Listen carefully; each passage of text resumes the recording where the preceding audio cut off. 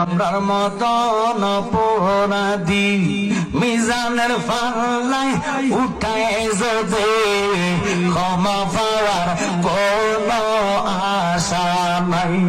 নবী যদি তোমার নিজে কোলে ক্ষমা করো এই গোলাম রে, পারহ এবার আশা যে রাখি। আল্লাহর নবী আপনার দরবারে এই আসামি নবী হাজির হইয়াছি। আল্লাহর নবী আপনার দরবারে এই আসামি নবী, সবাই বলে হাতে বেরি পারে করি এই আসামি ফেরোয়ারে, আপনার কোটে নবী সালান হইয়াছি।